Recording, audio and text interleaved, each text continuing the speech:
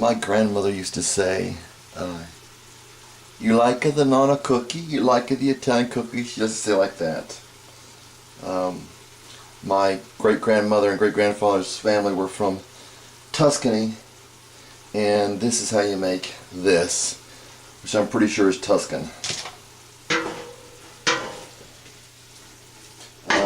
You brown sausage, break it off in little pieces. You get some sausage, break it off in little pieces because it will seize together, and let's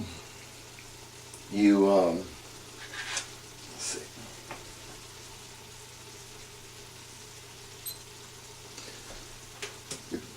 You cook that a little bit, not too high heat. You brown the beef. You get something like that, still a little red, like that. I don't know if that's visible. You get that. We can just do this. Yeah, we get brown meat, okay? And then I'm talking for 1 pound. Well, I'm talking for 1 pound. I'm making 2 pounds. I'm talking for 1 pound of this because I make a lot of it. So you get your pork and your beef. You brown them, break them up a little bit, break up the pork a lot, break up the ground beef just a little bit, just move it around a little bit. You don't want to break up too much. Dump in some carrots. Carrots are optional, and about 1 large onion, like that. And this is rustic style. So you get, here's an example of my dice. Well, it's a good one. This maybe, well, something like that, about like that. As far as dice, it's called rustic, so you don't want to dice it too much. And you take that,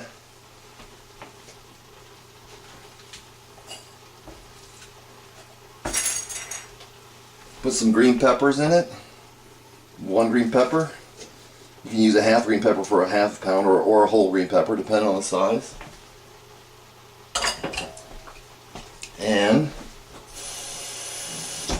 I like to make sure that the onions and the vegetables, the onions, the green peppers, and the carrots, kind of get contact with the bottom, because that's where the grease is. You want to get beef that's not too lean, especially if you don't use the pork or the carrot. And the carrots are optional too.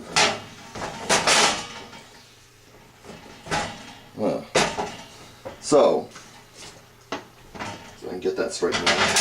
There we go. So you got that in there. Best to leave a little bit of while before it to cook. I've already put some salt and pepper in with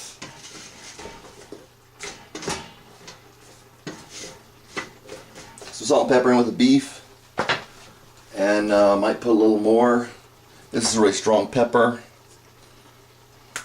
called Watkins, like double as strong as regular pepper. So you put that in there a little bit, maybe put a little bit more of that in there,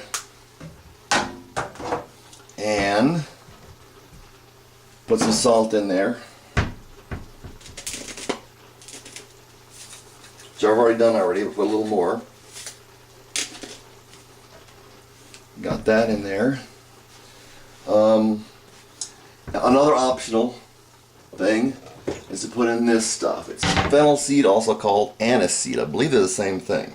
It tastes pretty much the same. It smells good, but if you don't like this kind of flavor, you're not going to enjoy this. Put about half a tablespoon or a teaspoon of this in there if you want to try it. I wouldn't recommend trying it at first. You might not like it. Put the fennel seed in there, because that's a whole seed. The way it is there, it's going to take a little longer to cook.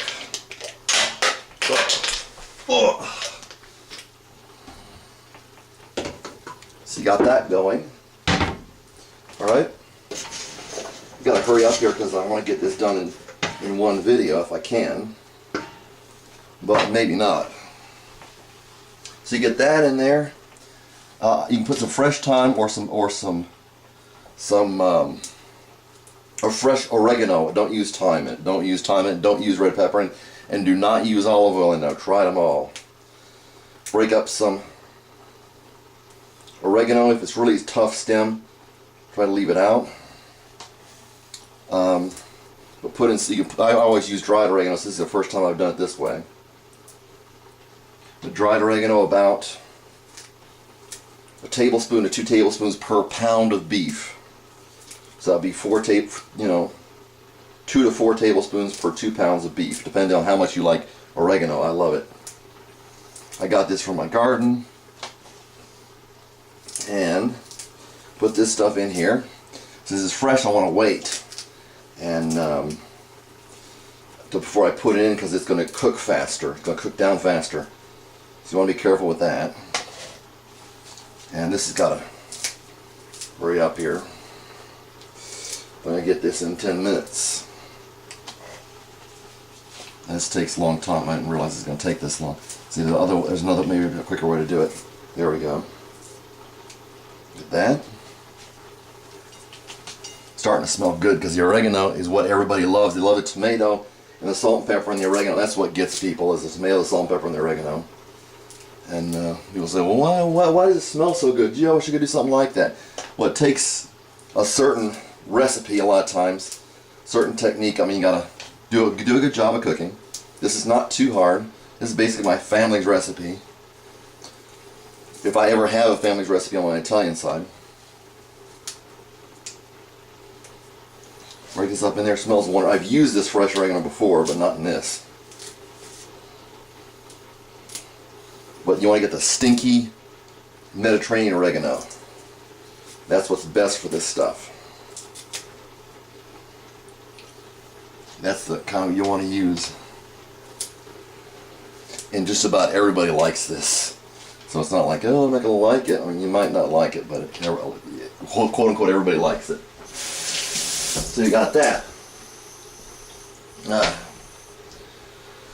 Oh, this might be 2 videos. Yeah, it's probably going to be 2. It's certainly going to be 2 videos anyway. Anyway, you got that in there. You want to be careful to put that down in the burner, right? Mix that around a little bit, maybe. Just mix it. Don't chop it up. Don't chop up the beef too much. Add your tomato sauce or tomato puree. I like tomato puree because it's thicker. Tomato puree. Right there. All nice and gooky. That's what makes food good, if it's gooky.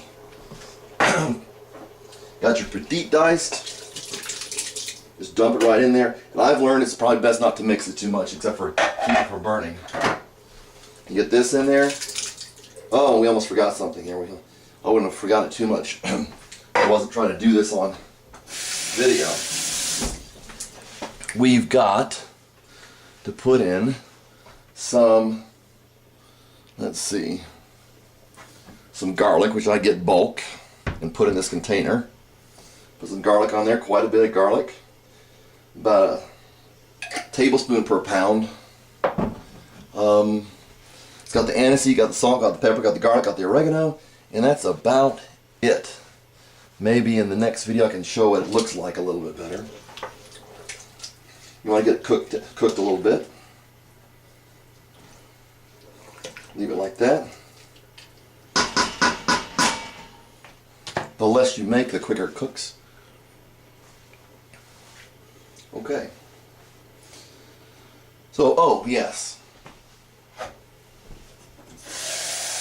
Oh, there's more than one thing. Oops, forgetting some things.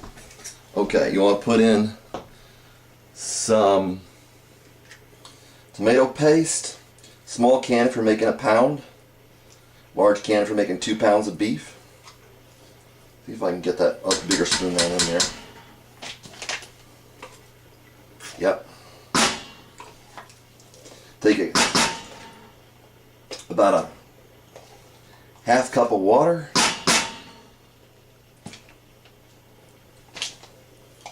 And add it to there for a pound. A little bit more for 2 pounds.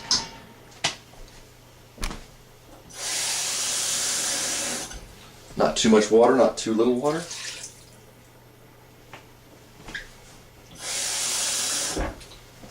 A half cup to a cup, I'd say. Okay, we'll see how it turns out.